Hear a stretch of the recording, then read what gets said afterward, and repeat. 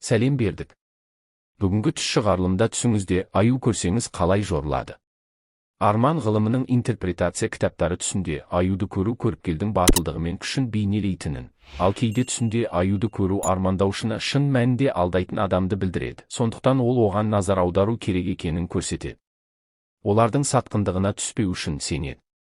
Егер армандаушы түсінде аюға міне бастағанын көрсе, бұл оның кәсіби өміріндегі жоғары мәртебесін көрсетеді. Ал егер армандаушы түсінде аюмен бірге жүргенін байқаса, онда бұл оған ешқашан жақсылық әкелмейтін және оған зиян келтіруі мүмкін адамның болуы. Сондықтан ол айналасындағылардан сақ болуы керек. Аюдың өзіне шабуыл жасап жатқанын және ол ештеңе істей алмағанын көргенде, бұл оның алдағы кезеңде шешуге тырысатын көптеген қиындықтары бар екенін көрсетеді және оның себептерін анықтай отырып, сабырмен қарулануы керек. Ибн Сирин, егер түс көруші түсінде өзін аюға мініп, онымен бірге айдалада жүргенін көрсе, бұл оны торына түсіруге тырысып, онымен тыйым салынған қарым-қатынас жасағысы келетін әйелдің болуының белгісі дейді. Сондықтан ол үлкен күнә жасамау үшін оған қамқорлық жасауы керек.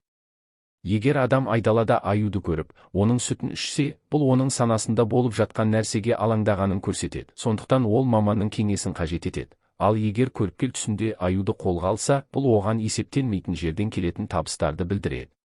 Имам әс-Садық түсінде аюды көру, әсіресе түсінде оны өлтіруді армандап, қан көрмесе, көрген қиыншылықтар мен күйзелістердің жойылатынын көрсететін белгілердің бірі екенін айтады. Екі полюстің бірінен аю, онда бұл ол өмір сүретін, романтикалық қарым-қатынаста татуласудың жоқтығын көрсетеді. Бірақ егер адам түсінде аюлар тобын көрсе, бұл оның болмысын өзгертетін жақсы немесе жаман нәрселердің пайда болуына әкеледі және имам ас-Садық түсінде үлкен панданы көруді білдіреді деп түсіндіреді. Өміріндегі қайғылы кезеңнің аяқталуы және оған қуанышты хабар келеді. Түсінде адам өзін аюмен билеп жатқанын көргенде, бұл оған жақсы қарамайтын кейбір зұлым адамдармен қарым-қатынас жасауды білдіреді және ол өз мінез құлқында мұқият болу керек және стихияны азайтуы керек.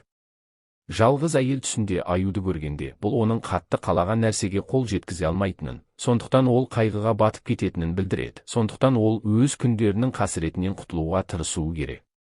Тез. Егер қыз жалпы аюды көрсе, онда бұл оның айналасында кейбір алдаушылардың бар екенін көрсетеді және ол олардан сақтық шараларын қабылдауы керек. Түсінде аюдың мақтауын көргенде, бұл көріпкелдің күшін және оның адамдарға көрінетін батылдығын білдіреді. Үйленген әйелдің түсінде аюды көру көп жақсылықтың дәлелі екеніне және оның жақын арада оған қол жеткізетініне заңгерлер бір ауыздан келісе отырып, оның келесі өмірінде бақыт пен өмірдің қуанышын алып жүргенін көрумен бірге. Егер әйел түсінде ойыншы қонжықты көргенін көрсе, бұл оны қуантатын жаңалық естігенін білдіреді. Алла тағала оған қалаған перзентін біраз уақытқа беруі мүмкін, ал түс көруші аюдың өзіне шабуыл жасағанын көрсе, онда бұл оның жалғыз жеңе алмайтын кейбір қиындықтар бар екенін көрсетеді. Армандарды түсіндіру кітаптарында жүкті түсінде аюды көру оның болашақта кездесетін қиындықтарды білдіретінін түсіндіреді және ұрықтың денсаулығын сақтау үшін үрейленбеу керек. Түсінде аю мінген әйелді көру, оған қамқорлық жасайтын, оны ақтайтын, сондай-ақ келесі өмірінде сәттілікке қол жеткізе алатын баланың дүниеге келетінін білдіреді. Түс интерпретациялаушы ғалымдардың бірі түсінде аюдың шабуылын көру оны жек көретін және оның барлық істерінде жақсылық үшін жек көретін адамның болуын білдіреді дейді.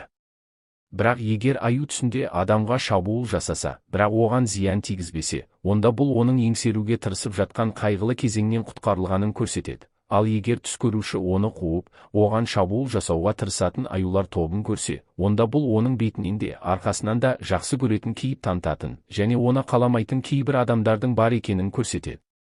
Армандарды түсіндіру кітаптарында түсінде қашып бара жатқан аюды көру өткен кезеңдегі проблемалар мен дилеммалардың нәтижесі болған қайғы қасірет маусымының аяқталуын білдіретіні туралы айтылады. Түс көрушінің қоңыр аюды мініп жүргенін көру, ең жоғары лауазымдарға ие болуды және өз жұмысында үлкен лауазымға жетуді болжайды. Ал егер адам қоңыр аюды мініп, бірақ оны басқара алмаса, онда бұл оның арсыздық пен зұлымдық әрекетіне әкеледі. Және Алла разы болғанша олардан тәубе етуі керек. Түсінде қоңыр аюды тістеуге тырысқанда азу тістерін көрсететінін көрсе, бұл саудадан келген пайданың жоғалуын білдіреді. Түс жору ғылымының заңгерлерінің бірі түсінде, ақ аюды көру түс көрушінің кез келген нәрсеге қарсы тұрудағы күш қуатының көрсеткіші ғана екенін, ал түс көруші өзін ақ аюдың жанында жүргенін көрсе, бұл оның ішінде біреудің бар екенін көрсетеді. Оның өмірі оны сүймейтін және оны барлық жағдайда алдайтын, бірақ ол керісінше көрсетеді. Түсінде ақ аюдың арқасына міну оның кәсіби өміріндегі жоғары мәртебесін білдіреді. Ал түсінде оның үйіне ақ аюдың кіргенін көрсе, бұл көрерменнің басына бір жамандық келетінін білдіреді. Ұрлық немесе қаржылық қиындықтар болуы мүмкін. Егер армандаушы оны қуып бара жатқан аюды армандайтын болса, бұл оның пайда көргісі келмейтін және оған қарсы қастандық жасайтын адамдарды білдіреді, және олардың тұзағына түсіп қалмас үшін сақ болу керек. Түсінде қара аюды көрудің символы, адамның сол кезеңді жағымсыз сезімде өмір сүруіне әкелетін қиындықтар мен проблемалардың пайда болуы, ал қара аюдың ұйықтап жатқан көріпкелге шабуыл жасап, оған зиян келтірмейтінін көргенде, бұл жеңілдікті білдіреді. Кез келген қиындықтан. Түсінде қоңыр аюды көрудің белгілерінің бірі қызғаныш пен өшпенділік, сондықтан түс көруші өзін ұнатпайтын адамдардан мүмкіндігінше аулақ болуы керек, олардың істерінің жамандығына түсіп, олардың істерінен зиян тигізбеу үшін. Зиян сонымен қатар Алланы көп еске алып, кез келген жамандықтан қорғануы керек. Ер адамның түсінде кішкентай аюды көру оның заңда ақша табатын шағын жұмысқа орналасу мүмкіндігінің жоғарылауын білдіреді. Ал егер адам түсінде бірнеше кішкентай аюларды армандайтын болса, онда бұл кезеңнің аяқталуын білдіреді. Өміріндегі қайғы қасіретті және ол қуанышты хабарды естиді. Армандаушы түсінде ақ аюды көргенде, бұл кәсіби және жеке мақсаттар мен ұмтылыстарға қол жеткізгенін дәлелдейді. Осымен түс шығарылымның соңына да жеттік. Каналды қолдау мақсатында тіркеліп, видеоға лайк басып қойыңыз. Тағы қандай түс жору шығарылым шығарайын комментарияға пікіріңізді қалдырыңыз. Келесі жаңа видеоларда кездескенше.